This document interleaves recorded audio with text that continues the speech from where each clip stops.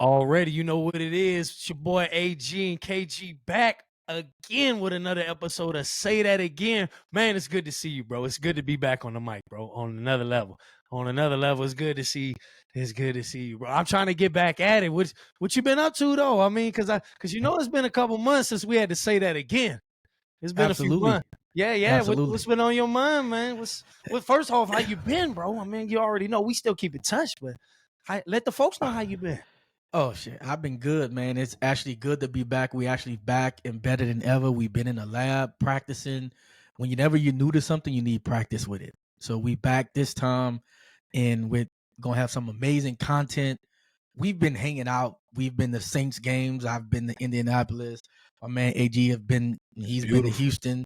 Saints and Texans. So life's been great. Christmas was good. Thanksgiving was great. The new year has been great. We in 2024. I know, the right? year of revenge, the year of truth. We started off the year hot. And there's some things we're gonna get to. So, but man, to start off our first segment, we coming in hot. First segment back, baby. And you already know what it's called. Say that again. Say that again. So a bone I gotta pick to start off the show. I have a bone with Shannon Sharp and whoever else out there who have a problem with the Saints on our final game against Atlanta Falcons have a problem with us scoring again. First of all, it's rivals. We are rivals with the Falcons. That's number one. Second of all, if there's time on the clock, you score. I don't care about all these unwritten rules. And third of all, I hate people who talk who played the game, because Shannon played the game. So him saying Jameis should be cut immediately and all these things when it was a team decision, talking about he would have went off sides if he was one of the teammates. Well, Shannon, if you think about it, the reason why no teammates went off sides is because they all agreed upon it. That's why, Shannon. They all agreed to let's get this man a touchdown that who had, I think Jamal Williams had about 17 to 18 touchdowns last year and didn't have one single touchdown this year. So to call for a man's job when you have that type of power on that platform, on ESPN, I think it's a little bit reckless. And you were a player who talked trash. What if somebody came to you and said, hey, man, y'all winning by 30. Why are you talking trash? Why are you on talking about they need to call a National Guard? They need to call these people. So you can talk your stuff. You can talk your ish. You can talk your shit. But nobody else can't score points. If they up 41-17, we want to go up 48-17. If you don't like it, stop it. Falcons. So especially against the Falcons, our main rivalry. So learn your history, learn your rivalry, bro. And what makes me mad about it is how he went about it. And who cares? Again, talk about, they win in victory formation. Why not just go up, line up, and run in position? It's a trick play. So what? Talking about, bringing up Dan Marino fake spiked it and Ben Roethlisberger fake spiked it. Well, they talk about that's part of the play or that's part of the game. Well, if trash talking is part of the game, then that's part of the game as well. If you don't like it, do something about it. What do they say? Always be ready. Never let your guard down. Always keep your guard up. What they tell you when you're in a fight. If there's time on the clock, never let your guard down. There was a minute and some change left.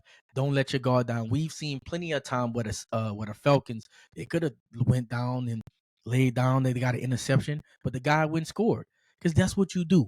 In football, if you're on offense, your job is to score. The defense their job is to stop us. So they should have been ready. They should have been prepared. The coach getting all mad and acting a fool. Hey. He was and got fired. And then the coach got fired. At the end of the day, he got fired. Got fired, next day. So you can miss me. Everybody can miss me with all that stuff. All these analysts, whoever, especially Shannon Sharp. And I like you, Shannon. I like you a lot. But sometimes you go a little bit over the edge, in my opinion. Like, you don't have to go that far over the edge, getting the big head. Because I think sometimes Shannon and Stephen A, they get the big head sometimes. And you need to realize, take a step back, bro. Like, it doesn't call for this man job. You can say, I didn't like it. It's not the correct sportsmanship or whatever. But who cares about sportsmanship? These guys are playing for incentives. What if him scoring a touchdown get him an extra $1 million? Well, guess what? I'm getting my teammate a touchdown. I ain't care about what the coach saying, whatever it may be. It's not, and I don't think that means the coach Ain't nothing lost the personal. locker room. And I Strictly don't think, business. that means the coach lost the locker room. Calm down. These are grown professionals. It's the end of the season. It's not like they have to play next week. It's not like Right. the season's over. So that by the season being over, come on, man. He had Like, control up until the very last play of the season. exactly. Come talk, and you won't spirit that man's name. Talk about this. Why he's a loser. Come on, bro. Like I said, coming from one of the biggest trash talkers ever. Why didn't you, when you scored a touchdown? Why didn't you just hand the ball off like Barry Sanders did? Be humble, Shannon. Don't talk no stuff. Why you got to talk trash to the opponents? Why you got to be doing all this online and showing off for the camera? Why you got to do all that? That's poor sportsmanship on your part. See, that's my thing. When you start trying to dictate or try to tell people what they should be doing, and I get he probably gonna say, well, it was only because the coach said so. Well, I'm pretty sure a lot of coaches told you to shut your damn mouth, and you kept running it. And that's all I got to say on that. That's what I had to get off. That's what I had to say again. And I'll say it again, man. Shannon, sometime, bro, just chill out, man. You was a player, Hall of Famer, respect you. But when it come to my Saints and Falcons, if we could score 100, we going to score 100. And what happened when you said about the Dolphins when they scored 70 on the Denver? You told them they should have kicked the field goal to break the record. So you being contradicting. Come on, dog. See what I'm saying? Like, that's the stuff I don't like. That's that I don't like. Like, don't say it on one hand. It's because he don't like Jameis. The reason why he said that, because you got something against Jameis, and that's wrong, bro. That's something you should not do.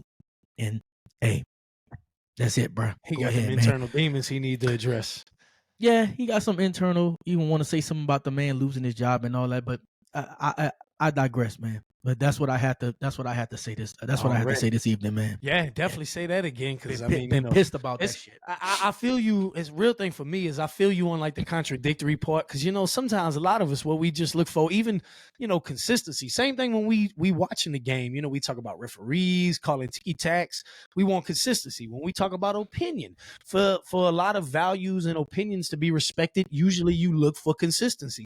People who you look up to, idols and stuff, who you want to mimic maybe yourself after and role model, they brought consistency. They didn't flip wishy-washy. So the especially the point on, like you said, should have kicked the field goal to break the record, like so you could beat the team by 70. Like, come on now, what's you not satisfied with the 67-point victory or something like that? But then the next week you want to turn around and talk about like, oh, we only beat them by 40, and then back to we talking about someone's on the line, not even the record. Another fellow who you is in your same business also does that, and he has a chance to capitalize, and you don't want that. So, I mean, it just do sound a little bit contradictory to me. So I feel you on that. Let's say that again. Fucking right. Piss me off. Yeah. So for me, man, I'm gonna tell you something, man. I've been dwelling on it lately, and I saw something today. And it's really I think it's ruined the game, bro, especially the college level. And I got to say something to my man Caleb Williams, okay? Who apparently I'm hearing is telling Chicago, I needs to know if y'all gonna trade y'all's pick, because if y'all don't, I'm going back to USC for one more year, and I'm going to play ball again. Like, bro, like, if you want to play in the NFL, declare for the draft, go to the NFL. It should not be a problem what team you want to play for. Everybody has a preference, but to accomplish your dream, it is playing for a certain franchise willing to potentially detriment your dream. But the two things that I believe is absolutely going to ruin the college level, and you're going to see more and more of this, is two things: NIL and the transfer portal. Between those two, you got college people now, sports athletes, who are not going to want to leave college to go pro because A, they making enough money, a lot of them in the millions. Even the ones that ain't millionaires, certain NIL deals is definitely worth thousands, tens of thousands, more than they was getting prior to this NIL deal, living off what we call the Shabazz Napier budget, like, so And then the transfer portal where they don't have to sit out anymore. Transfer portal been there, but sitting out could be detrimental. Now, that's it. By February, I'm like, I don't want to play here no more. I'm gonna go play over there. They say they want me. That's like pitch if NFL players could switch teams when they wanted to. Like literally, you got transfer portal players who ain't getting the shine or ain't getting the attention they want at a school who was promised or whatever. And then some way, somehow, they get a bug that another school will take them, and immediately, like, you know, I'm gonna go play for the other guys. So between the money from the NIL deals that these players are no longer scared to not play in the NFL anymore or any level because I'm getting paid millions. And then if I'm not satisfied here, I could transfer to another school. Between those two, you have a recipe for what I say is going to be disaster going forward for a lot of the professionals, because the college athletes are going to be, Caleb Williams is going to keep popping up. That's it. I'm not playing. It was, I don't want to say unprecedented, but you know, I think John Elway is one of the first ones who did it, where he's like, look, if y'all pick me, I forgot what team it was, but if y'all pick me, I'm going to play baseball for the Yankees. You know, so then now that team, you don't want to like waste your draft pick on a guy who don't want to play you. So you back out. And then all of a sudden he goes and plays for another team that he's happy for. Eli did it, I believe, you know. Yeah, he did. And Eli, to me personally, he just didn't want to play in the AFC because of the potential of playing the Manning Super Bowl never came to fruition. But hey, that was what we was talking about back in 2003, 20 years. His brother can sit. I get. Correct. Yeah, he didn't want to play because it was the Chargers who I believe wanted him. It was the Chargers who. Yeah, and he didn't want to play for the Chargers. Why you want to play for the Chargers? San Diego. I mean, even then, at that time, San Diego, beautiful, SoCal, California. Man, come on now. Who wouldn't want to play in San Diego? They should still be in San Diego. Caleb said he don't want to leave Southern California to go play in a windy city in Chicago. I mean, I was joking saying about the weather, but to me, if we boiling it down, he'll tell you it'll be about the weather. But inside of his mind, he's like, I just don't want to play for that franchise. And I'll go back to play at USC because guess what? I'm already making millions with an NIL deal. And I'm satisfied in UFC, so he's not going to utilize the transfer portal. But if he could, or if he needed to, he would. And I mean, I just, that's just something I've been needing to say and say that again, because this the more and more I see of it, it's just, you know, oh my goodness, these players is gonna take control. And what's really gonna be bad is when, like, you know, the NCAA. Well, NCAA is probably eating it up right now too, because if a player's not scared to come back, that's still more TV ratings. Caleb Williams is filling asses in seats. So, you know, maybe the NCAA's not too, you know, they not tripping about it. But I don't imagine the NFL likes to be told shit like that. You know, so I can't. What is your suggestion? So what would be your suggestion in regard to this? I mean, now we talking about putting a cap on NIL deals, because now we talking about NIL deals worth millions, not correct 20,000, so you could get by until you reach your dream. You got guys, you got literally people in there making millions, student athletes, $5 million, $7 million. That's correct. Bringing in millions. That's the reason Nick Saban, quote unquote, retired. He didn't like. Well, we know for a fact he didn't like the NIL deals and how that was going. But that's pretty much. He's like, I can't do it anymore, and I'm conflicted because to me, the athletes bring too much money. So if I'm bringing this amount of money, I should be compensated for it. Yeah, it just point, because if I get injured, the problem is if I get injured in college, swearing by this school, then what? You know what I mean? So it's a tricky situation. That's a risk of reaching a dream, no? You know, I mean, yeah, but I get it. I don't want anybody to get injured and stuff on the way to their dream. But it's like, you know. But what if you sold 1 million jerseys at LSU? You should get a piece of that, dog. You get what I'm saying? Like, you got to get a piece of that. That's my only thing. If I'm selling $1 million, so if you mean you selling $1 million because of me, not because of nobody else. Meaning, if I didn't come to LSU and I went to Texas or I went to Oklahoma or I went to Virginia, if I go there, I'm still selling 1 million jerseys. If meaning me as a player, no matter where I go, I'm gonna sell $1 million. They want my number on their jersey. People want me, so you got to pay me for that. Because what I'm saying is, if I generate that particular amount of money, I need some compensation. Now, I think that all the athletes, college, if you're gonna go to college, all the basketball, football, I think it should be revenue share. Because and the reason why I say it should be revenue share, and I always feel like this, is because even though you may be the guy that everybody's coming to see, you can't play without 10 other guys on the field. Meaning, if you're the quarterback and I'm your center, right, Aaron? I got to give you the ball and I got to block for you. If I don't block for you, you get hurt, you lose everything.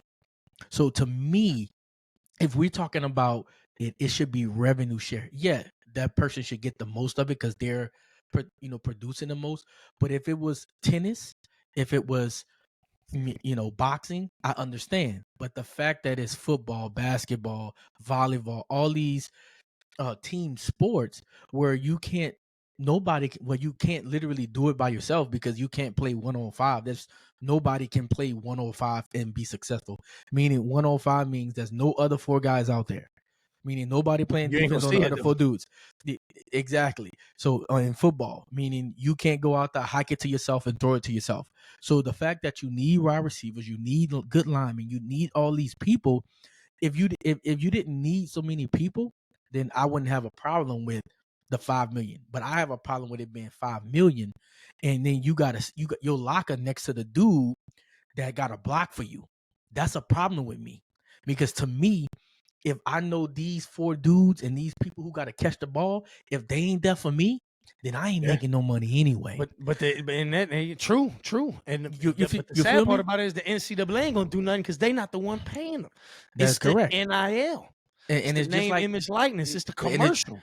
It's and it Buffalo Wild true, Wings that's and paying them the money. but just like you can institute rules. Just institute rules where it's a revenue share between the guys who, obviously, again, meaning instead of you getting 5 million, let's go to 1.5 million, and then the rest of the $4 million can go to the team and they can get $30,000-$40,000, something like that. I'm not saying nothing ridiculously crazy, but again, to me, I would feel some type of way. I'm gonna be honest. It's like if we a band and we got the lead singer and I'm the drum set. I'm the drummer, but you go out there and sing. If you wasn't compensating me for generating this music, I would have a problem. Or I wrote the songs for the performer to go out. I'm not saying the performer, yes, we know the performer has to perform, but in order to perform, the music has to be great and people have to like it. So to me, I get compensation. I'm not getting as much as the performer, even though I wrote the song, but I'm still getting compensated. So to me, since there's so many pieces, I think it will go smooth over. It would just revenue share throughout. Yeah. I think it's more about the players. Then they should make it more about the players than the individual. And Yeah. I'll just leave it at that. I just find it tough to be able to just that you technically not, they still amateurs not being paid to play, but they being paid to play. I mean, it generate too much money. Whenever the college national championship is here, it was in Houston, and all those people, it generate too much money for you not to be paid. That's my I only know, thing. but that's hot. But see, here's to me the tough part is that you knew it, so now you penalizing the NCAA for years for building their brand up and model. But you know why you have to do that? Because you can't go directly to the NFL out of high school. Now, if you told me if you was the best kid in high school, I can go quarterback directly and try out for the NFL. Just go pro, ain't it? Yeah. Try I out. can just go. I can just go pro. Then you got me. But if the only place I can play is the NFL, and in order to get there, I gotta go. I gotta go here for 3 years minimum, right? 3 years minimum. That's what it is. If you red shirt, you still got to be there for the year. So you mean to tell me I can't go make money even though I'm Adrian Peterson and I'm ready? You forcing me to go here? So since they're forced to go, you got to compensate. Because I put it like this, cuz if me and you in high school and we want to go work and make some money because we're good at something, and we start our own business at something at 18, going doing whatever we want to do, our company, we can do that. and we can generate money. So they should be allowed to go at 18 to the pros. Why not? I think that's more of the issue than the college. You get what I'm saying? I think that's the issue. Like, meaning the colleges cannot be making billions of dollars while these dudes risking their lives, because at any moment in these 3 years, I could crack my kneecap. And it's not saying I can't do nothing else, but I didn't just put it on the line for you. Get So I hurt need to waking be up out of bed in the morning. You know what I I'm need to saying? be, and what I'm saying is they're giving they all to generate for this college. So I think that's why they need to be compensated. I just think the way they're compensated with the NIL is the incorrect way. And I think what the NCAA should have did, if I was on the committee, I would have said, well, hold up. We are generating this. Let's do a revenue share for the players. And if we do a revenue share, and obviously the people who generate more revenue, they get more money. But let's give these guys at these major universities who coming out of poverty, let's give them some change, because that's what they deserve. Because it makes no sense for me to come to you and make you billions of dollars, but my mama, you know what I'm saying, is struggling. I'm struggling per se. That's just the way I see it. I totally get what you're saying. I mean, it hurts the game, but that's what happens when something is, to me, corrupt for so long. Because somebody getting those billions of dollars and somebody sitting back in their mansions relaxing while they watching you on the field. What I'm saying? When you come to LSU Yeah. baseball, like y'all out there hitting y'all. I mean, and I will say this. I say this last thing before I let you go. The one thing I would say, especially when the college coaches are getting paid higher than the pros, there are some college coaches Oh yeah. getting $10-12 million a year, $100 million contracts by the universities. Where is that money coming from? It's not coming. You It's get the what I'm saying? generation of the revenue. That's it. Yeah, the college coach getting these tens of millions of dollars while the science teacher only making 80,000. Yeah, I mean, I think college professors get some guap, but I get what you're saying. Not I every get, college professor. That's true, but them big universities, if they getting some grades, because You say bread, I bet $100,000. You ain't seeing no science teacher make $500,000. I'm telling you, at the university. Well, agree. But what I'm saying, I'd like to know Alabama's highest paid teacher, straight up. Well, but if it depends on what. If Is that something we about, can look up? Let's get a stat. If we talking University, Crimson Tide, highest paid teacher. What about Harvard? What about Harvard highest paid teacher? Nah, would Harvard hit? But here's the point. Your point. You look at these. Harvard's coach ain't making $10 million. That's true. I agree. I would respect that they science department teacher make a little bit more than Alabama science department teacher, but Nick Saban over here making $100 million. Yeah, Nick Saban making $100 million. You probably add up all the people who bringing in the revenue, like you said, Nick Saban more than Harvard's coach, but also more than Harvard's science teacher and shit. But so, what I'm saying is, if Nick Saban wasn't there, which he's not, if he's not there, then Alabama's still generating revenue. Yeah, so that now you'd have to pay him for the legacy he left on Alabama. That's crazy. But that's something you got to deal with in life before we end off all this time. You strive to be that. You can't, like, when you, like, right now, like, it's a legacy. You want to build something, leave something good behind. It's like you built it up. So that's you realize you can't be compensated for something that you put into play. Who made Alabama what it is now? You could say Nick Saban. And if he leaves, they still have that prominence for a while. Either somebody's gonna maintain it or somebody will destroy it, and then it'll take somebody to build it back up. And that's you gotta be willing to leave a legacy. And that's what Nick Saban did. Are you ready for it? Are you ready for it? Who ready for what? Alabama's highest paid teacher? The University of Alabama's average salaries for full-time instructional ranked 2022 to 2023 on a 9-month basis. So, okay, a capstone College of Nursing professor, $127,000. Okay. Associate professor, $110,000. Assistant, 91. Instructor 77. College of Science and Humanities, $122,000. Natural Science and Mathematics, $132,000 a year. I was about to say probably math and science would be like probably your highest among it. Not actually. Like your history teacher, I'm not sure your history teacher gonna be like the highest paid teacher on the thing. Yeah, that is correct. You're right about that. But the highest paid professor, field, yeah. The highest fields are the Culver House College of Business, which is $237,000, and then the University of Law. You go to you're a law school, but if you're a law professor, it's $221,000. That I don't see So any, I mean, it's I don't see any college professor. I don't making see half a any million. college.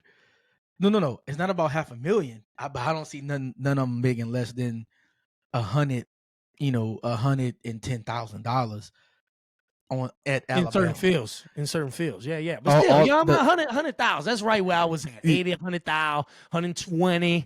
You know, you're looking at 20,000 under 20,000 over. No, because I even said ain't none of them gonna be making 500. Well, yeah, the most. But what I'm saying it's not is, a teacher's salary. But $237,000. That's a quarter. That's damn near a quarter of $1 million. And then the ones who making that put in 8 years of college already. I mean, to me, but $237,000. Most people don't make that a year at all. Not beyond most. That's probably in the top 2-3%. That is correct. So that's all I'm saying. They still making. I mean, I'll take the 237 for 40 years rather than you know what I'm saying. I'll take the 230. But remember, with that 237, there's so many investments you can make.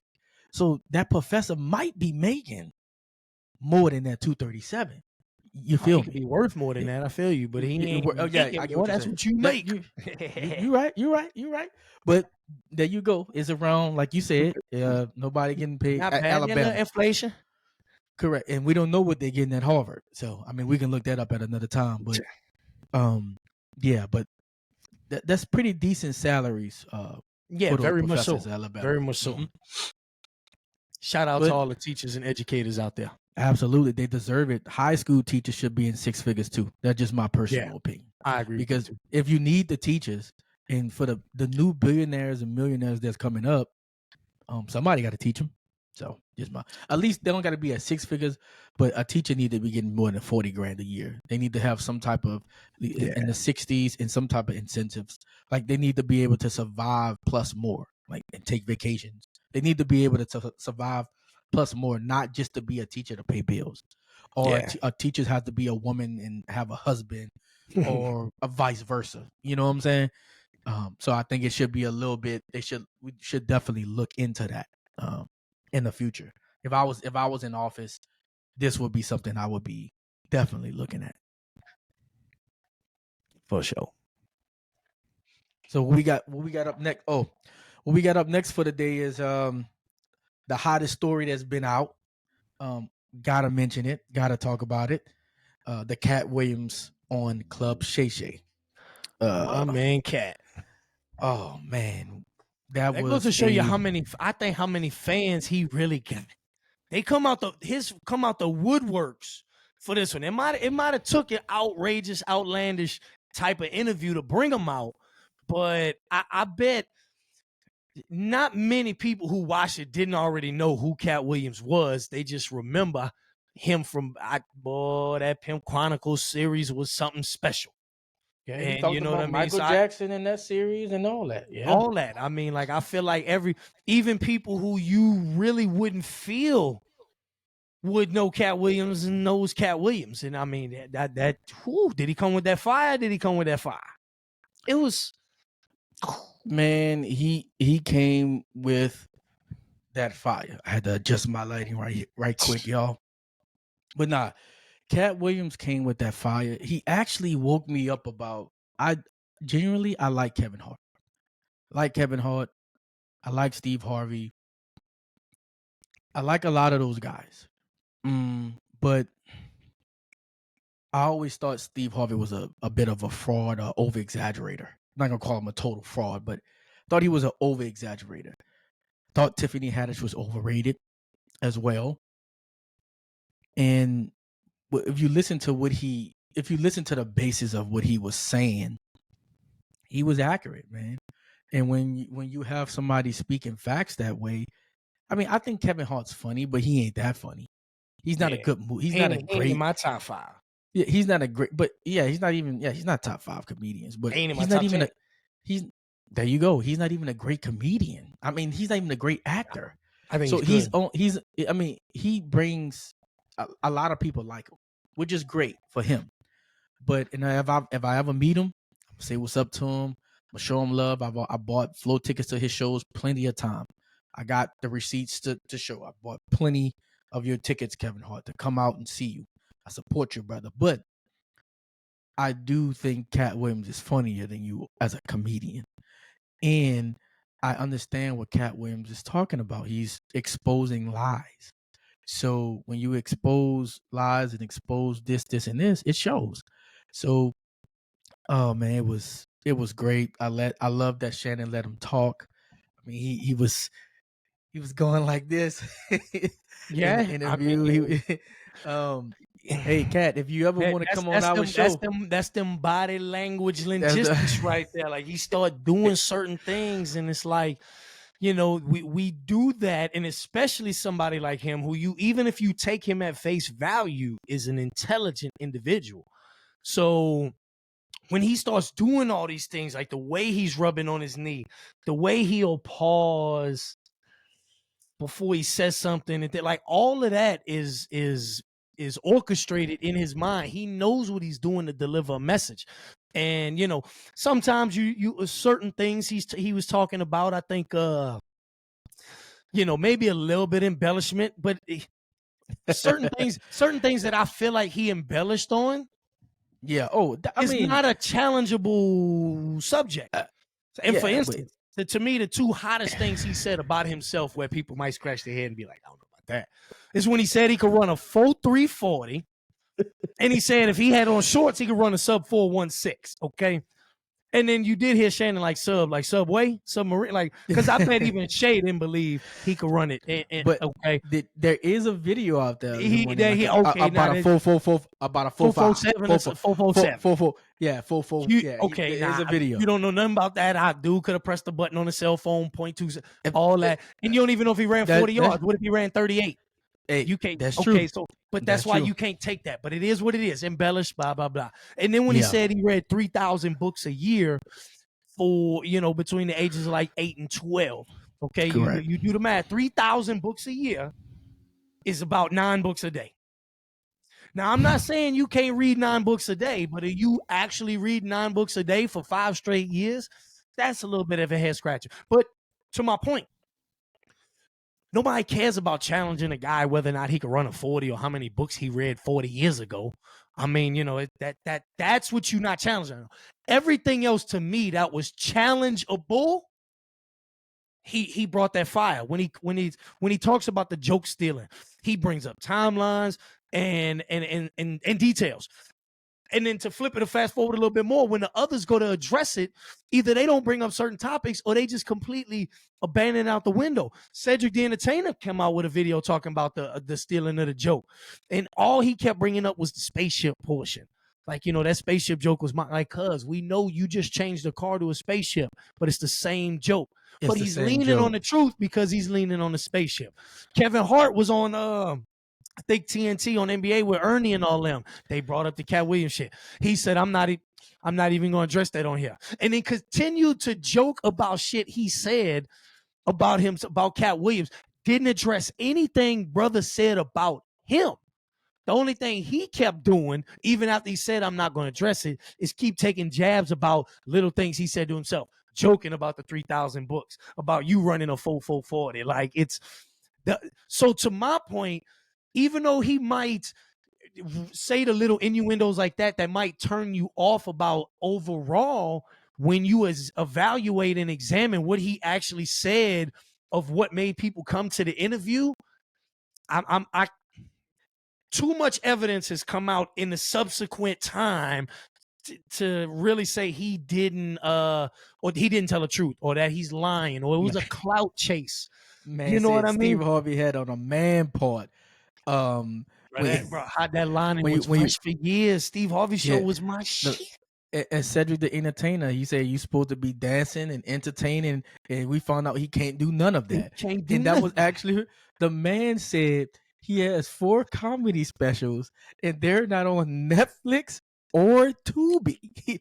But you got to think, he didn't even have to say the Netflix portion. He said Netflix. He said or Tubi. He knew what he was saying by saying Tubi. If you can't get your shit on Tubi, if you can't get your shit on a free platform, good luck for people paying to see you. I don't know if you ever, saw something on Tubi, but it's bad. Well, Tubi originals are bad, for the most part. Tubi had, because look, as a movie fan, as a movie buff, as I am, and I can't wait to when we get into our episodes of top movies and all that. I'm a movie buff, but Tubi is free, and obviously it got a movie selection that's decent, okay? But it's the other movies, the Tubi originals. To me, Tubi originals needs to be its own genre. It's bad. That's all I'm gonna say. So I mean, the guy had me dying laughing from start to finish. Shout out to the entrepreneurs, though. I've seen it. I've seen that whole interview from start to finish. The whole 2 hours and about 37 minutes, a little bit over. Yeah, I've been almost 3 hours. I've watched it twice, and it's kind of weird. And we'll get into it later about how these studios, they say that the shorter something, they try to dumb down something to make it shorter, right? And it's weird that everything that's been successful, right, has been long. Meaning Avengers Endgame, Titanic, these have been 3-hour projects, and they've all been very the best of the best is Avatar projects. Avatar. I mean, all that, The Godfather, The Dark Knight, Shawshank Redemption, Pulp Fiction, all of them, Goodfellas. So I don't get this. Best of the best. Harry Potter books. You know what I'm saying? Everything is lengthy. Yes, everything. The lengthy stuff is kind of weird, because you would think that if you had a movie that play, I guess their thinking is if the movie plays shorter, more people will see it, or maybe more people will. If the movie's shorter, there's more screen time, meaning people. I mean, that's a thought too, but I think a lot of it has to do with they think the attention span. Correct. Because and I think they're totally wrong. That's what I mean. It's I agree, because if you got quality, people will sit through 2.5, 3 hours. Correct. If it's good, people don't mind. Greatest movie I ever made, to me, is 4 hours long. Once Upon a Time in America. Straight up 4-hour movie. My favorite movie is 4 hours and 11 minutes. Yeah, that's there you crazy. go. Like you said, if it's good, it don't matter. If it's quality stuff, it don't matter how long it is. So I just kind of wanted to say that by that interview and being so long, and it's probably going to eclipse by next week 50, or maybe this weekend 50 million. 50 mil views on YouTube. That's what I inspire, whatever you want to call it, to do that, to do 1 million views on a video one day, let alone 50 million. So congrats to Club Shay Shay, congrats to Katt Williams, and congrats to everybody who was involved in that.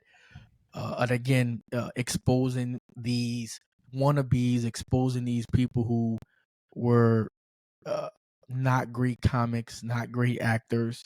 And it's not to say Katt is a great actor, right? He's a funny guy. But looking at it, Kevin Hart is really not that good of an actor. I mean, he's PC, he's Hollywood. I'm happy for the guy, especially for the short guys, right? Happy for him. But if you look at it, for what it is, it's accurate and true. If you just looking at strictly comedy and how stuff's done, it's pretty accurate, man. Everything he said, and then now all of a sudden, out of the archives, you starting to see this the factual, the video clips of the stolen jokes, videos we might have never seen or paid attention to, but Katt Williams brings it up. Now somebody found a video of the stolen joke, and it's like, damn, Katt wasn't bullshitting. He wouldn't bullshitting at all. So, And so going into that, like I say, that was the talk of it. Not gonna get too much into it, but just wanted to bring it up and share our thoughts. Loved it. They loved it. Man, I want your thoughts on this next one, and I'm gonna give mine, but I want to hear you first. Jason Whitlock and Stephen A. Smith. Now, I'm pretty sure me and you gonna be on total opposite sides of this, For right? sure. But just because we on total opposite sides don't mean we don't agree on a lot. But I think we about to be definitely on top, definitely opposite sides. Because I heard something you said the other day, and I just don't agree with it. So, like you talked about Stephen A. killed them, and Bro, I'm like, Stephen A. went Super Saiyan, bro. no, he did not. Bro, Stephen A. straight went Super Saiyan on him, cuz man, the dude did not go Super Saiyan. He went man Nappa. brought out man went all He in. brought- Man, bro, it was Bruh, bro. He saw what Katt Williams did and channeled his inner fuck cat. no. He did channeled his inner cat. He brought no evidence. Stephen A. brought no evidence. He brought evidence to his personality. No, but everything of what he was doing. No, cuz see, I think that's where you missing it out at. Stephen A. He came on up with his bravado and talking like we've been a #1 show, and I guess like he he's braggadocious, and I ain't got. It's not about him being braggadocious, but he brings up the same points consistently. And by him bringing up the same points consistently, it throws me off. And a lot of things that he, calling him fat bastard, calling him a piece of shit, it don't even sound authentic. Like, it don't even sound like he talks like that. Because he don't. He on TV most of the time, and we don't know him personally. That's true. That's not the image that we portray. That's why he told you, I'm warning you. What you about to see is not me. This ain't who I portray. Bullshit. The man said, I had to talk to my pastor. I had to talk to my sister. He did, because he don't be doing that on the regular. Cut. All that is unnecessary. Like, talking to your pastor, like, you a grown-ass man. Grow up. Like, if you gonna do something, if you gonna be about it, be about it. Nobody need to hear about, I had to talk to my pastor. I promised my sister. Some people go down that route. The fuck? Nah, bro, listen. No, it's all for show. It's the same. He showed me that. To me, it feels like, because Whitlock and him been going at it for a minute, but to me, that showed me Whitlock is more right about a lot of things than we know. Because I got Stephen A.'s book right back here. Straight trash. Gus, I watched that. I watched that Jason Whitlock too. And it was because I got Stephen A.'s book. He got the book. It said straight trash. And I got his book, and I will have to say, and I got a signed copy of Stephen A.'s book, and I will have to say, Shannon Sharp to me. I will have to say, I personally think Jason Whitlock won this one, because again, I think he won because I think instead of Stephen A. was talking about Jason Whitlock. If you watch it, I watched all of it. He came with certain facts, questioning certain validity of his book. And if you do actually read the book and go into it, it doesn't make sense. It doesn't add up. You know what I'm saying? And whenever somebody brings up Stephen A.'s basketball career, or he talk about this or he talk about that, I'm not saying that some of the stuff in his book is legit. But whenever you make a memoir, it's not a fictional book, if I'm not mistaken. And a lot of the things in the book, I believe, is a little bit fabricated. When ESPN brought up his college playing days, and they were talking about, and he averaged 1.5 points. He was like, "Ha ha ha, that's funny. I only played one game anyway. How you gonna only play one game and average 1.5 points? Like those, and then, at least, right? And then, or how you gonna then say, guess what? I didn't even play no games. So who is that on the roster then? Who is that? Who is that person? Who even cares what Stephen A. scored in college? But But that's not the point. I think what the problem is with Jason Whitlock, bro. I think the problem is when it comes to Jason Whitlock, since Stephen A was going at him like that, the man did his evidence and exposed Stephen A on what they talk about, on And what if you they looking up talk what about. Stephen A. averaged in college, you lost your argument. Because you How? got nothing else to. What is it? What is No, that relevant to? That's not bro, his job. He it, never claimed to be a baller, or he missed out on an opportunity well, to go hold pro. up, hold up, Like, hold if up. you want to say this man in college got a fucking 1.7 GPA on a journalist test, and he's not really as good or as smart as he says he is in his field, you attack that. But it's like, bro, like we Nah, bro, arguing I about a certain disagree. topic, and I I come at you and disagree. be like, bro, but No, but but no, you but I you only average disagree 2 when you, points in football but in he's high selling school. the Like, book. No, I disagree because he's selling the book to the people. So if he didn't come out with the memoir, if this wasn't in the book for Jason was Whitlock he to then, bragging about how good he was in college? who Stephen A? Yeah. Well, he does. He always brags. He says he talks about how he made 17 threes and got a basketball scholarship on a tryout, on one tryout. But then when you go look, you see, So what school? The Salem North that Church that he went to? I don't. that no. He said he went had a tryout, and when he says he goes have the tryout, he said he went and made 17 straight threes, and the coach gave him a scholarship on the spot. And then you go back to his high school plan, and you go back. What I'm saying is, it doesn't add up. And when what I'm saying is, if people read books and people get sued over books and things come out, and when you kind of portraying this stuff, and then somebody say, "Hold up, this isn't accurate based on the memoir. This didn't happen, and it's fabricated because you're selling it based on these things and talking about how hard your life was." And again, I believe Stephen A. went through a lot of stuff, just like a lot of people. You know what I'm saying? And he got a lot of second chances and first takes. But I do think a lot of, I mean, and that's part of selling stuff is to fabricate some things. Got to make it insane. It gotta make it entertaining, but it just Whitlock is just, since they're going at it, he's pointing stuff out, and I think that got to Stephen A. because until this time he never responded to him. So that means, in my Not opinion, really. yeah, in my opinion, I think what Jason Whitlock is doing is he's exposing whatever you want to call it, but he's shining to light that Stephen, because my thing is Stephen A. You talk about all type of other basketball players and athletes and stuff like that. It's just like the Skip Bayless stuff when he was talking about calling this person Bosh Spice and saying all these things, and Jalen Rose was like, "Well, what were you? You averaged this." He gave an excuse. Well, I didn't. I got into it with my college coach and this. Well, you don't give that same grace to the athletes in the league now when things happen. You get what I'm saying? Right. Like, So how he ain't have a problem with his coach? that's what I'm saying. So to me, when I watch Stephen A's, get back at Jason Whitlock, it was kind of whack.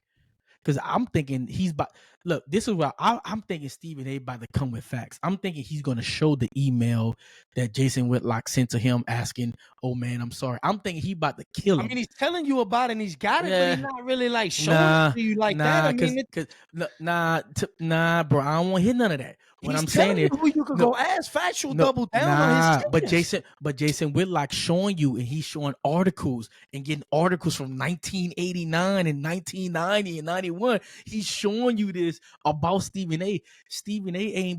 ain't show no evidence on Whitlock. I'm only speaking. Look, you got the. Go You ahead. listen. I know the evidence, and I saw like he was like had papers and everything right there, bro. Stephen A. verbatim. Bro, Stephen A. always do bullshit like that. Like he be like, "Well, don't let me start coming to games when he talking to a player, or don't let me." Nah, if Stephen A. he had the papers to kind of look up stuff, etc. But to me, if he really had this man, he would have showed receipts of his college career. There's no But again, evidence. I don't think if you being on that, Stephen A. attacked his character as a journalist and the job he does now. Nobody cares what Jason Whitlock did in college. So for him to attack him on that front, Jason, to me, but he don't have a memoir. But bro, he don't have a memoir out either. That's what I'm trying to explain to you. If he came out with a book, then that would be different. Stephen A. came out with a book, and remember Jason Whitlock. Like they say, your enemy and a person that's going against you gonna know everything about you. I mean, they gonna do their homework. I think that Whitlock did his homework and Stephen A. didn't. I think Stephen A. just was talking, saying, I don't know. I don't think Stephen A. no He did it. Stephen A. He No.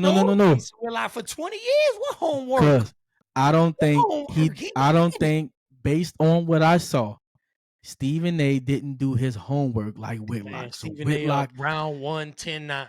nah, Stephen A. lost that one, Yeah. in my opinion. And then, like He you was. said, he bringing him up. That's why he didn't even really need to address it. But sometimes I you agree. can't just let people pop off at the gums for that long. Whatever started this, stirred the pot, that been this recipe that been cooking for 20 years. Jason Whitlock decides he wants to come out with an episode claiming that he's destroying Stephen A. Smith for an hour, 40 minutes. The reason why he did that was because Stephen A. Smith called him a fat bastard. That's why he went read the book and did that. And before he wasn't doing that.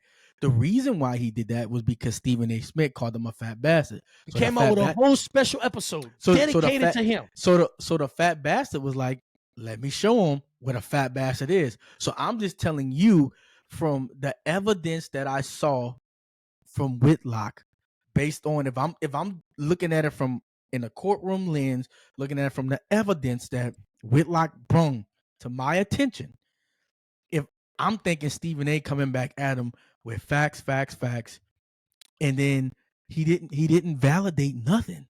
Like I'm thinking he coming with people gonna come on the show to say, hey, he went to Winston. To me, Stephen A. try to bring up all these accomplishments like he's a ball player, but he's not. That's all I'm saying. He likes to talk about he cracked both of his kneecaps, and then they got a video of him with saying he got a 6-inch thing, and it's like, well, hold up, that's not accurate. Maybe he's a little bit embellishing like Katt Williams. Maybe it's 3 inches. I don't know. But then there's a video of him with James Harden jumping up and down, shooting threes. Like what I'm saying is, it is very skeptical. You know, I ain't gonna lie. Stephen A. makes it seem like he would have had a basketball career in the NBA if he wouldn't have got hurt. And I think that's what Whitlock is exposing. Like and I think it was like, bro, you was never that good, bro. You wasn't that guy. And I believe it. He was never that guy. He was never that good. And I think we all know that. But that's what Stephen A. portrays, you know. And like I say, when you talk about, when you say things like, I never even played a game, I never did this, I never did that, or this and this, it sounds like excuses and not the truth. You can listen to him even on ESPN. They put his stats up, and they show what he averaged. And like I say, his response to it can't be true. Like you said, you can't play one game and play no games and then average 1.5. It's just not accurate. On a stat sheet from that season, it says he played 9 games, 7 or 9 games, but I believe it was 9, and averaged 1.5 points a game. But see, that's not a good story. It's not good enough to say I played 9 games and I sucked. That's not going. He has to say I played 9 games and I broke my kneecaps, or I played 1 game and I threw my knees up. See the difference? I played 1 game and I threw my knee up and averaged 1.5 points instead of saying I played 9 games and I just sucked. And that's why, I became a journalist. He don't want to say that. So Stephen A. to me, I think he's a cool cat or whatever, but he does come off a little bit. He comes off a little bit, I'm trying to think of the word, but he comes off a little bit. I don't know, man. He's not, he comes off like a, like a Dion or one of these guys. He comes off like one of those. I don't really like none of those dudes. In my opinion, I don't like none of these. Prime, no. No, I don't mess with Coach Prime. No, Coach Prime is a. And again, you look at it different than me. I don't like Coach Prime because I don't like all this God stuff. I like that he tries to show these young men. No, I'm not gonna say show. He likes to tell these young men how to be fathers, quote unquote. But he's, he's not married. He has multiple children. I think he's just not a man that's showing. He can talk it, but he can't walk it. In my opinion, Coach Prime. And for Coach Prime to leave Jackson State and go to Boulder, Colorado was a slap in my face and a slap in a whole lot of black people's faces, a slap in those kids' faces at Jackson State that he promised. But that's what you do when you on top. You want to take your kids and take yourself and be on top. Like, but don't tell people that you're doing this for a movement. Don't tell people God and don't say this or don't say you doing it for a movement. And I wouldn't care. Just like LeBron James. Be like Michael Jordan. You know, hey, I'm not trying to be Martin Luther King or Malcolm X. So I'm not trying to lead the people. I'm just don't speak on issues of black issues or police brutality when you're not going to be in those neighborhoods and fun. When you're not going to be a Cat Williams and give comics, just give them money just because. When you're not in, nobody knows about it. You know what I'm saying? Like LeBron James, you talk about all this black stuff, but your son go to USC. Why couldn't Bronny go to HBCU and bring all that money there? See, that's my thing. Why couldn't we just watched the game. We just watched the game, the national championship game. Michael Jordan's there. All these guys at the national championship game. While all these black Stephen A. athletes not Smith at kicking it with him too. yeah, but Michael Stephen A. Jordan, Smith. Jeter, boy, that was but winner circle. but to be honest, Stephen A. Smith does take his show on the road to HBCUs. So I got to get it to him on that part, right? But the fact that Michael Jordan's not at the HBCU championship or the SWAC championship, you feel me? Like those are the type. But Michael Jordan we already know where he stands. Like LeBron is not at the SWAC championship, but you want to talk about black people and you want to talk about how we need better things. Well, in order to get better, that takes money. That's with everything. So for Deion to leave Jackson State, like Harvard, Alabama, how long Nick Saban been at Alabama, bro? How long he been? Since 2005? Because he won that championship. Yeah, he won that championship. I think his first championship was 09. 04. His first championship was at LSU. But his first championship at LSU was 04. He won that 03, 04, 04 championship at LSU. He left and went to Miami. He sucked. He went to Alabama. But Nick Saban's been there since what? Oh, you say 07? I think so. So he's been there 20 years? Close to it. I'm sorry, 18, 17. But he's been there about 17 years, right? Yeah, something like that. He's built that program. Alabama was not that good before Nick got there. Nah, they was having some down years. They was having some down years. When the last time they won a national championship before Nick Saban got there? It had been 80s. It had maybe never in the 80s, right? Nah, it was definitely they had Bear Bryant. They had a legendary Oh yeah. But what I'm saying is it had been years. It had been decades. It had been decades. So my thing is brought them back to where they was. Exactly. So when we talk about HBCUs and you talk about, I forgot Forrest Gump with Alabama too, cuz when you talk about Deion Sanders, because I don't call him Coach Prime, his name's Deion Sanders. Coach Prime. When we talk about, you can call him Coach Prime, but his name Deion Sanders. When we talk about Deion Sanders, Mama named him Deion. I'm gonna call him Deion. That was funny. So when we talk about Deion Sanders and him going to Boulder, Colorado, that's a slap in the face, cuz. I'm for me, like I say, I'm not saying it, you gonna feel differently about it, and that's fair. But for me going to TSU, me being a Southern fan, of the band, I would have went there if it wasn't for Hurricane Katrina. I'd have went to Southern and probably transferred to LSU, possibly. I don't know. I graduated from Southern. I don't know, but I definitely would have played in a band in Southern from the high school I went to. But that's a slap in the face because you generating money, you generating buzz. And at the end of the day, I'm going to say this. All these black athletes, all these black people, they want validation from white folks. And you go to the BET Awards, you got your pants sagging off your ass, you dressed a certain way. You go to the Grammys, you all dressed up nice. You go to Steak 48, and then you all dressed up nice, but you go to the Turkey Leg Hut and you wearing do-rags and stuff. Keep that same energy. You know what I'm saying? When you go to a black establishment shouldn't have to tell you how you should present yourself. Right? You should present yourself well. And all I'm trying to say is if y'all always talk about how white folks don't want y'all or black people and stuff like this, why not go to your own establishments? Why not go to your own HBCUs? But no, you want to go to the PWIs. You want to make them more money. As a black culture, as a black people, we need if you start to go to your HBCUs, they would generate the money. If the Michael Jordans, the Vince Carters, all the people who go to college, if y'all go to HBCUs, then they generate them money. And guess what? Once they generate the HBCUs money, you get less disparity. But like I say, I listen. I know they. I gotta chime in on that. I mean. Well, let me finish, cuz. And like I say, I know people have everybody got the right to go where they want to go, right? That's their God given right. But what I'm saying is, if you feel the only reason that they want you there is because of the money that you're going to bring, because you're an athlete. So in order to start change, in order to make change, it takes a minute for change to happen. Because all these schools, they wouldn't prestige like this for the whole.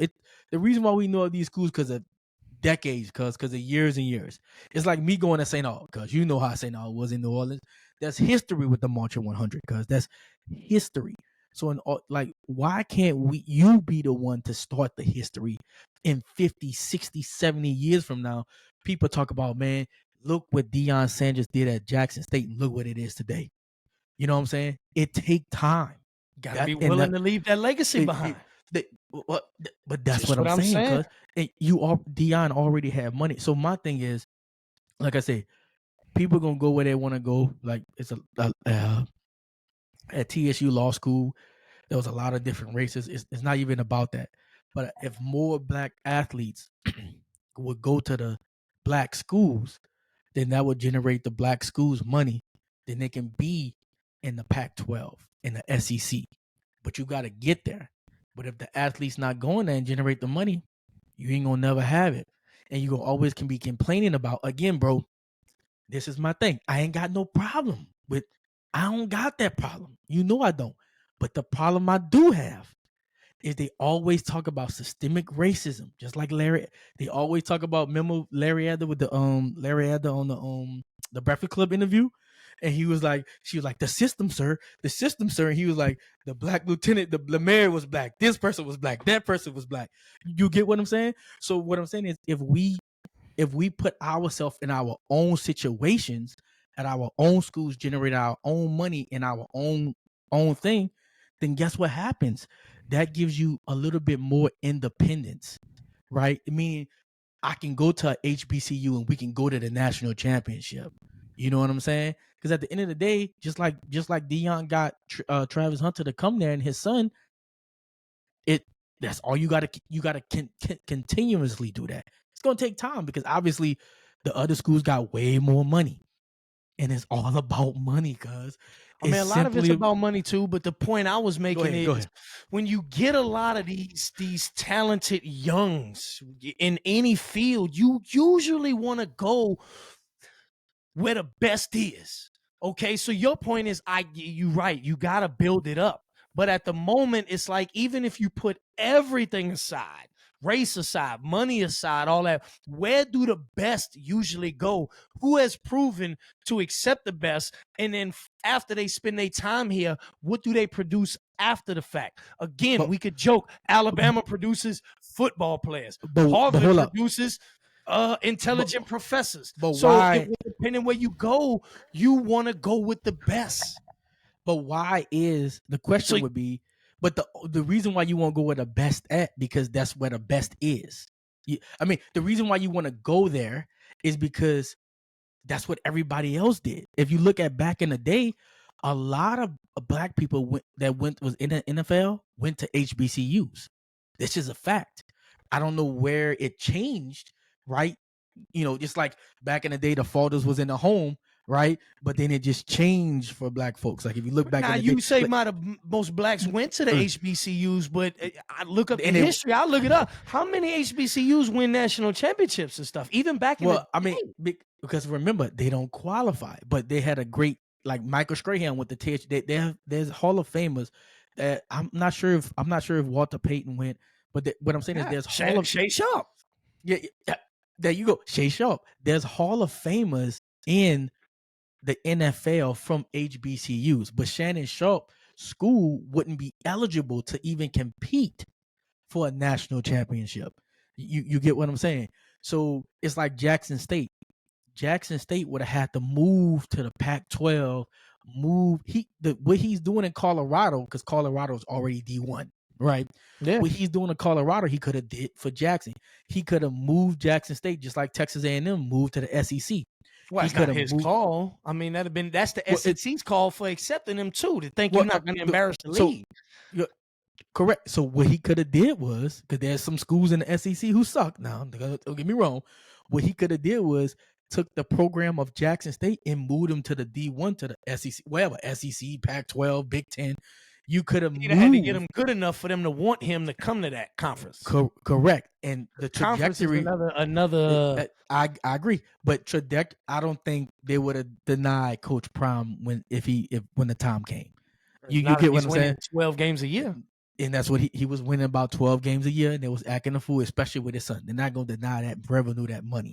Just like, they're not going to deny that, right? So what I'm saying is you could have then done that, and then that sets the catalyst for it to keep going. Now you got an HBCU in that thing, that can compete for a national championship. Now we talking 4 or 5 years later, you getting those top recruits, getting more money. Guess what happens? Now we're talking about a different story. But again, it has to start. But my thing is, it's not that Dion went to Boulder, Colorado. It's his premise, it's his preach, right? It's his preach is what rubbed me the wrong way. When I watched him talk, when he was in Jackson, when I watched him say what he was trying to do, I felt, okay, this man is trying to make a difference. He's actually trying to show that, hey, we can take our talents, we can get our best athletes to an HBCU. All I'm just trying to say is, just like affirmative action. I know a lot of people was mad about affirmative action, but I'm a different type of cat. I'm a type of cat is, if you own a restaurant and you don't want me there, guess what? You ain't got to worry about me coming. I ain't trying to make you more money. So I would just, under the time frame is, if those white universities don't want black folks there, guess what? Don't go there. Go to your own university. You feel that's the way I feel. Meaning, if you don't want me in your premise, I should be able to go where I'm wanted. That's all I'm saying. I shouldn't be only wanted for what I can do for you athletically or whatever. Because what I'm saying is, bro, I watch a lot of Asian students go to TSU, which is a HBCU, and get their pharmacy degree. Because why? Because it's cheaper. I watch a lot of people go to TSU What does law school. TSU want? You say what? They want smart students. Bro, so for whatever field they got, no. You saying the Asians are going to TSU because it's cheaper. They got a prerogative, so they going to see if they could get their degree cheaper. But TSU's like, this student's going to come to class, do that, and graduate. It's not black though. I don't care. Bring them in. No, what I'm saying is but what I'm saying is, what I'm explaining to you is, as black folks, we could go to our. What I'm saying is, that's not what I get what you're saying, but that's not what I'm saying.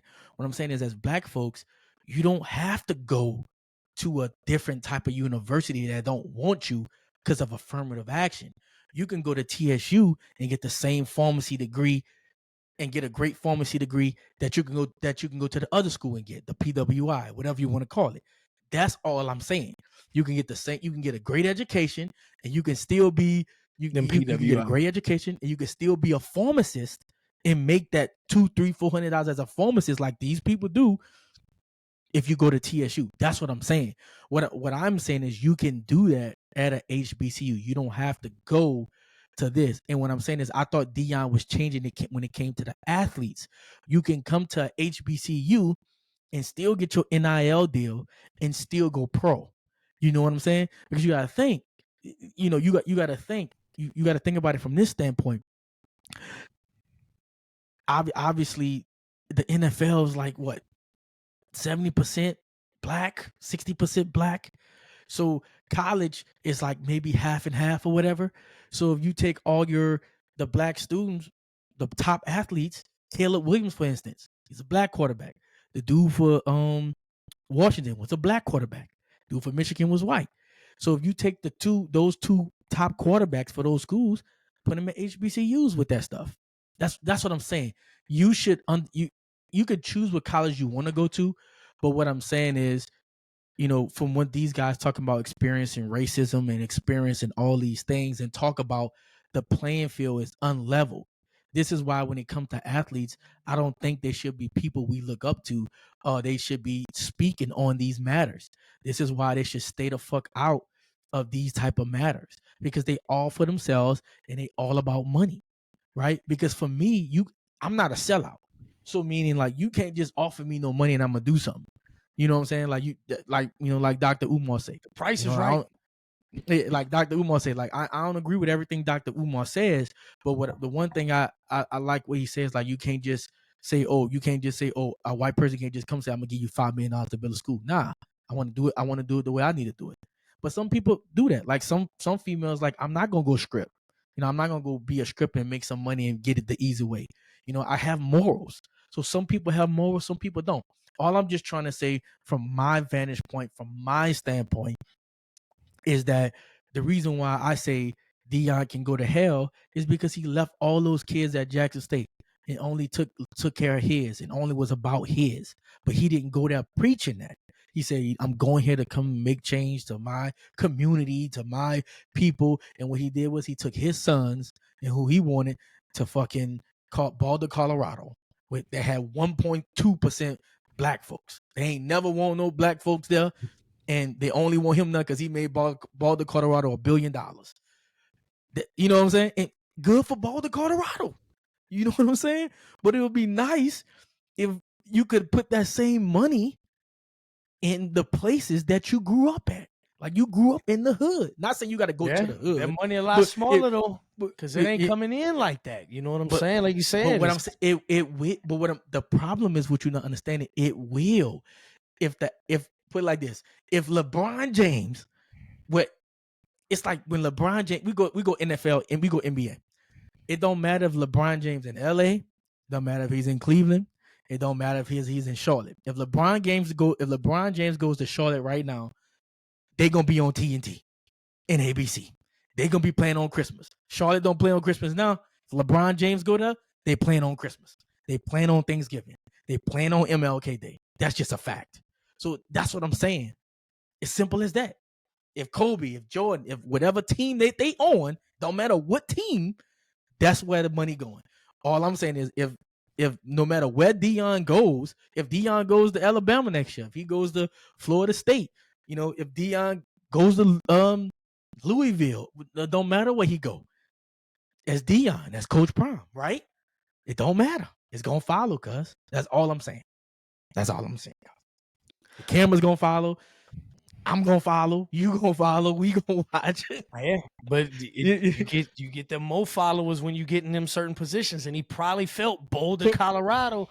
But hey, but like you said, if he I'm just mad as a Colorado move. I'm not mad at the move per se, as you would be, or as you've detailed that you are. You don't have a passion. Yeah, I'm just mad it was for Colorado. He should have went to like Florida State or if it been Florida State, I ain't mad. Like you said, of Miami or not one of those schools. Fucking Colorado, bro. Like that, bro. That's my point. Boulder, fucking Colorado, though. That's like bro. My thing is, it don't even, bro. Like I would have felt better if they had like 15% black, cuz like America, like America. But the fact I have 1.2%, and they all was athletes. 1.5. And they all was athletes, cuz. Come on, cuz. That I ain't gonna lie. It does look pretty though. I like the mountains and all that. I'm not gonna give you. It's pretty. Like it's pretty as hell. So I'm not gonna, stay. But just think about it like that. Boulder, Colorado still had money, even though the athletic program sucked. I think they won one national championship. So even though like that, they had a sucky.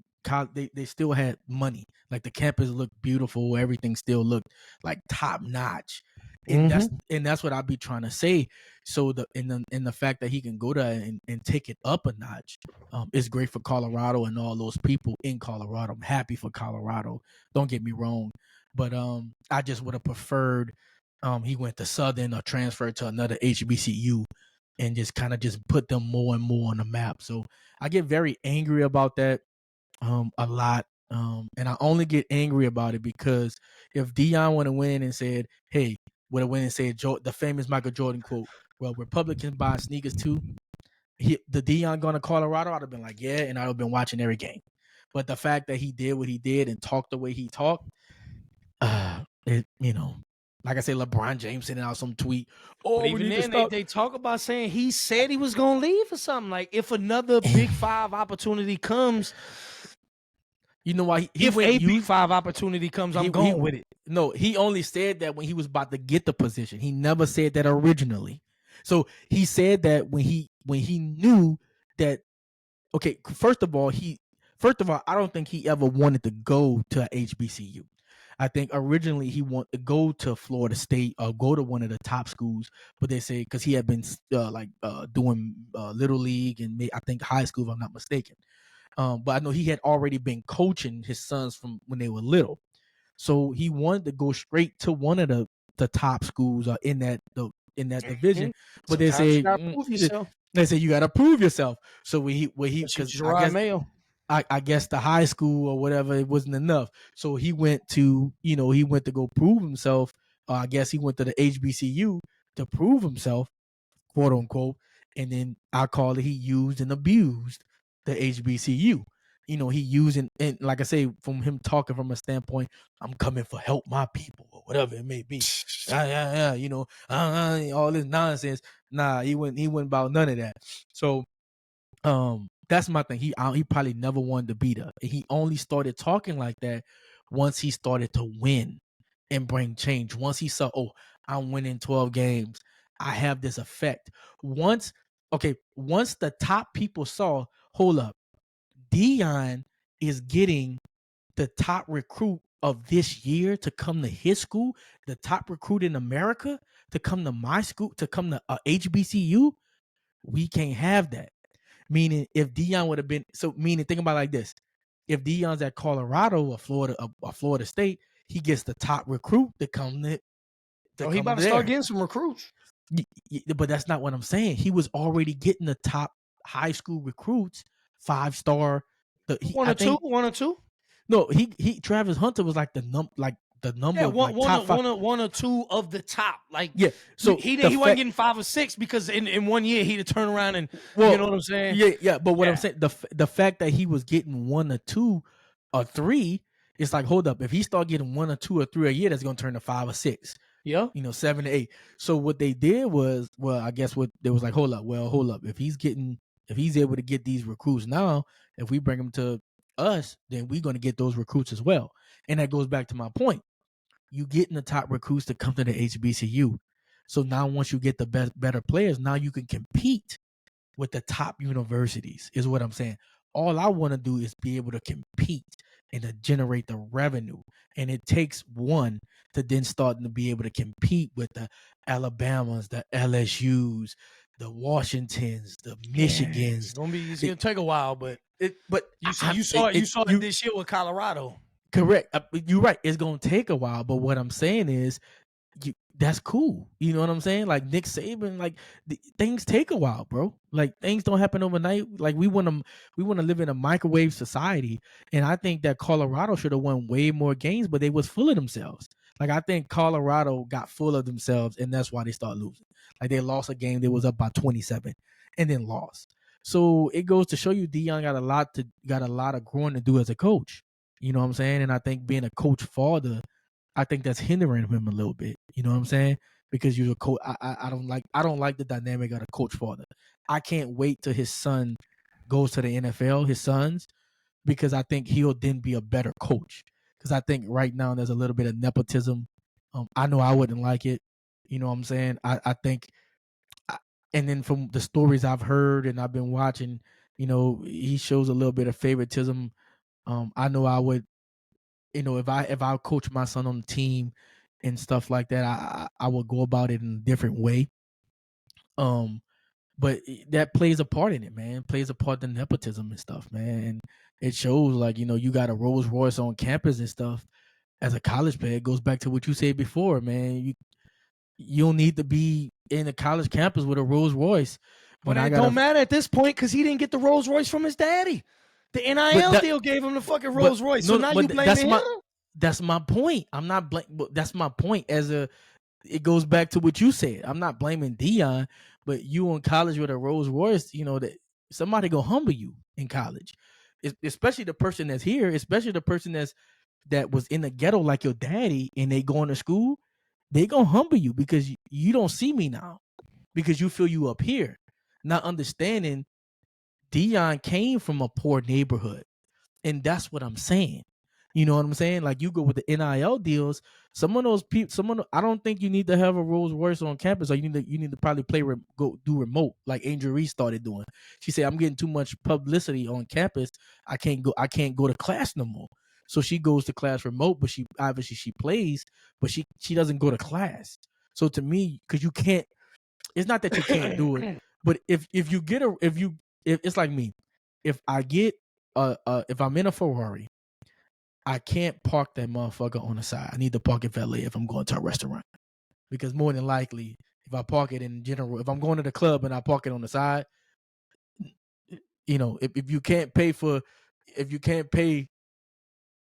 have that type of lifestyle, if you can't pay valet, you don't need to have a car. You get what I'm saying? Like, so to me, I don't think you need to be on campus with a Rolls Royce. When you got linemen, when you got linemen that need to block for you. You get what I'm telling you, people feel you can say whatever you want to say. You gotta wait till you get to the pros to do that. That way the lineman can buy the Rolls Royce too. There you go. Well, at the end of the day, people feel some type of way. So you're like, you want me to block for you and you want me to do all this and I can't even get a piece of the pot? Nah, I'm not about to do that. I'm gonna be honest with you. What am I doing it for? Like, I'm not about to I'm risking my life to for like the opportunity to have it. Yeah. For the opportunity to have it, that's not gonna why fly. you doing it. That's why I'm saying my point. When I say that again, you ruining it. It's ruined. NIL and transfer has ruined it. Because some players are gonna have that Rolls Royce to pull up on campus, and other players ain't. Simple as that. I'm telling you, it's gonna get worse as it goes on because you gotta have more Shedeur Sanders and more Caleb Williamses. And I rest my case. Yeah, you're right on that. Well, I'm not gonna be like Charleston White and say F Deion because that's what he said. But I am gonna say he's another one we got to get on too. Oh yeah, I'm not gonna be like him and say that. But I will say I will say Deion, I'm very disappointed in you. And Brittany Renner too. I think it was wrong, you know, what you did, and you know, you're not here for black folk. You're here for your folk, and that's your family, which ain't nothing wrong with that. But it wasn't like you needed the money. You was prime time. You had the money, so you should have changed that, boss man. So yeah, you know, you should be better than that. So hope you are better than that. Hope you realize one day. And hopefully when I get a chance, I could, you know, like I said, I give my money when I give my money in certain places. Not saying you don't give, but I'm like I always say, don't give me no stimulus checks. Don't give me none of that. Just stop. Don't let me pay federal. It's not always about giving people stuff. The only thing I want to be given is an opportunity. Give me the opportunity. Let me show if I can impress you, if I can do good on the interview. Like, don't give me the job. Give me the interview. See if I can do good. If I do good, give me the job. Not, keep it pushing. So you heard a lot of opportunities of a lot of HBCUs. And if you ever get to hit at Deion, that's what I'm talking about. And I'm very, very disappointed. A lot of people are disappointed for you to go to Boulder, Colorado, bro. I'm stuck on Boulder, Colorado. Is that a misunderstanding? Because I don't understand it. Let's move on. What you talking about? Too much on. I'm glad I got that out the way for 2024. Hopefully, I don't have to talk about Deion no more, guys. Until football season. Because he's coming back around. He ain't going nowhere. Man, possibly till football season, but I don't want to talk about. I don't want to give him no play. I don't want to get no ball, but I'll probably give him play. Until football season. That's it. Football. Right, man. Let's move on. It's over. It's over. I'm so glad I got that. I've been wanting to get that out a while because I ain't been happy. I've been wanting to get it out, and I've been wanting people to listen to my stance on it. And again, yes, people can do what they want to do. I have no problem with that. But don't come preach to me and don't come telling me, oh, you this holy God person, but then you sleeping and you at the script club. Come on now. What sense does that make? Just don't say it. If you don't say it, it's not an issue. All that pretending, man, all these dudes pretenders, man. whatever. Go with your Contenders millions versus and go pretenders. chill. What's up? I said contenders versus pretenders. Yes, sir. So Talk to me. What you got for me? not much, man. It's been a great episode. Be a great episode. We gonna end on that. I mean, you know, once you put that stamp of approval on it like that, that's it's hard to follow up with that, you know. Yeah, there's definitely gonna be a lot of topics we got to get into. You know, you got to ease ourselves back into it. But I mean, coming soon. I mean, any hot topics, we got to get down on it while it's fresh. You know, we can't let shit expire anymore. We got to get it in while the packaging is fresh. Yes, sir. No more stale. Oh, I got one more thing before we go. It's probably gonna. Yeah. Before we leave, I did have one more topic at the end of our show.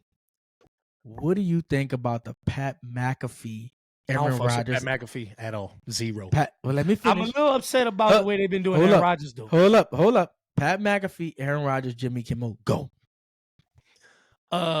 First off, don't fuck with Pat McAfee. Never didn't like his podcast before. Just like he ain't gonna like say that again. But that's all. We all live in that society. It is what it is. But to the Aaron Rodgers topic though, man, look, I wasn't an Aaron Rodgers fan before, but I'm the type that, you know, we alluded to it before with the consistency and stuff, and it's like when I don't necessarily like somebody for like a certain reason, and then all of a sudden I see the general public, maybe the masses, you know, maybe more than just a couple, where it becomes more than murmurs, that they start like attacking him, or it just sometimes the opposite, liking him for certain reasons. So in this Aaron Rodgers case, attacking him. Like, I wasn't really an Aaron Rodgers fan before that, when he did with the whole immunization and all that. But then all of a sudden, he comes out, says a little tidbit about Jimmy Kimmel, and I put the B on it like black folk. We put Jimmy Kimmel, you know what I'm saying? All about Jimmy Kimmel anyway. I've never been a fan of Jimmy Kimmel, so, but I know we spoke on this before. All of a sudden now Jimmy Kimmel has a platform to clown anybody anytime. But yet when Aaron Rodgers speaks out against something, he says it was a joke. You take it for what it is. You don't, if a person says something was a joke and it just wasn't funny, you just suck at telling jokes. You ain't Katt Williams. But all of a sudden, a little shade gets out. Now Jimmy Kimmel want to take it to Supreme Court type level. Like, we want this man canceled, and then the person's show he says it on, we want him canceled too. So now you got me, who really, if we being all the way honest, I ain't with none of them in the three in the situation. Never been a fan of Pat McAfee for real. Never liked Aaron Rodgers and the extreme love he got for his NFL career, which is, you know, outside of that. And then I never, you know, Jimmy Kimmel just been an asshat for years. Now all of a sudden, Jimmy Kimmel then took it to a whole new low to me. Whole new low, and now it's got me siding with Pat McAfee and Aaron Rodgers. I just don't understand how somebody with a Jimmy Kimmel type platform is all of a sudden beyond butthurt over some shit that an NFL player said on somebody else's podcast. Make it make sense to me, boss. Make it make sense to me. Yeah, I thought it was kind of weak. I'm cool with Pat McAfee. I like that he do the WWE stuff. That's why I'm kind of cool with him. I check his show out every once in a while. I know you have hard feelings to it. I don't like Jimmy Kimmel. I don't like when Kobe did a sit down with Jimmy Kimmel. I was pissed because of that. Jimmy Fallon all the way, baby. Oh yeah, Jimmy Fallon, 110%. Jimmy Fallon all the way. Let's go. But I thought it was kind of weak for Aaron Rodgers not to be on the, considering all the things that Jimmy Kimmel has talked about Aaron Rodgers. See, this is what I don't like about this society. So even though we know that Jeffrey Epstein was, you know, we know that we know that stuff was coming out, and that's horrible what they did to those young women. But at the end of the day, so Jimmy Kimmel, you can go on your show and make jokes and talk about people, but as soon as somebody say something about you, you butthurt. Come on now, come on. Yeah, I mean, you butthurt talking about this. I don't like that. I don't like that portion of it. When you talking about Aaron Rodgers not talking about facts or speaking factual. Well, your jokes aren't factual, bro. They're jokes. So Aaron Rodgers had a chance to get back at you, and now we see how you really are. We see when a person comes back at you, you can't handle it. So you shouldn't be in that position. you should give up your show because you can't take a joke. And that's what I'm pissed about. And I don't know what happened with Pat McAfee and Aaron Rodgers. I guess they got heated, but the fact that he's not on them no more, to me, Pat McAfee is weak for that. He should have been a little tougher in that situation. Yeah. And I don't know why. It's funny how people joke around, but then people serious. You know what I'm saying? You know, like people joke around, but then people serious. So that kind of that's I'm what just confused kidding. me. But seriously. That kind of confused me a little bit. So I want to know y'all thoughts on the what happened with Jimmy Kimmel, Evan Rodgers, and Pat McAfee. If y'all Yeah, been for following sure. the story, just go ahead and give your thoughts on it. Give some clicks, give some likes, give some comments on it. Maybe we missed something, but definitely give y'all input on that. Jimmy Kimmel, what do you think? Do you think he was butthurt? Do you think he should have just kept moving or just came out with the monologue, but to go give the tweet and to go give all that stuff and to go to the higher ups? It looks like he went to the higher ups of Oh yeah, ABC. he and did. He ESPN. did. He went to the higher ups because ESPN, ABC, all that together. He went to the higher ups and got Aaron Rodgers off. I believe that's what he did. So, but Aaron Rodgers is kind of he does do his little weird thing. So, that's on him. But at the end of the day, a joke is a joke. I mean, uh, I know, like I said, I know that what went on with Jeffrey Epstein is some absurd, crazy stuff, and and that's just wrong what he did. So, but at the end of the day, hey, you can't be talking about a man all this time, and he finally come back at you, and you all butthurt. That's my only thing about it. So that'd be like Jason Whitlock right now. All of a sudden, just like correct. like sad but hurt. Like it'd be different to come back when you fire back. You fire back. We Like, cool with that. we cool But with all of that. a sudden, now Jimmy Kimmel do the LeBron thing. That's one of my favorite gifts, bro. When LeBron is pulling on the referee and he's pointing like them's the ones who said something right there. Like that'd be kind of that situation. Yeah. Like also you say something, then somebody says something back, and it's like, hold on, no, I'm going to tell mommy and daddy. Like, Yeah. nah, bro. Like, nah. If anything, Jimmy Kimmel should have just come back and double down on his. Like, well, if I'm on Jeffrey Epstein Island and you something else, come up with a good joke, fire back and forth. But nah, when you actually like go to higher ups and you actually advocating for this and man then to he be got canceled. personal. He said the only A's you got on your report card is the 2 A's in your name. Talk about you went to JUCO. Talk about when you went to Cal. He got real personal. But and that's what I didn't like about Jimmy Kimmel. But to end this off, man, I'm gonna always try to end it off with a message, whatever you want to call it. So I'm gonna say my thing for 2024 for everybody and for people is a lot of us listen to respond instead of listening to understand. So whenever y'all talking to your loved ones or somebody important at your jobs, try to listen to understand and not to respond. Because our first thing we listening, we hear somebody, we just trying to respond.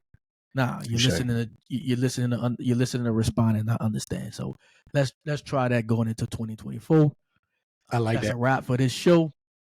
Can't wait to give y'all many more. We're gonna keep growing the channel. Y'all please support, hit those subscribes, hit those likes. Please subscribe, please like. I'll say it again and again because that's what we do here. We don't miss our words. We say it again. Please let us know. Please leave some comments. And looking forward to talking to y'all again. Already till the next episode, bro.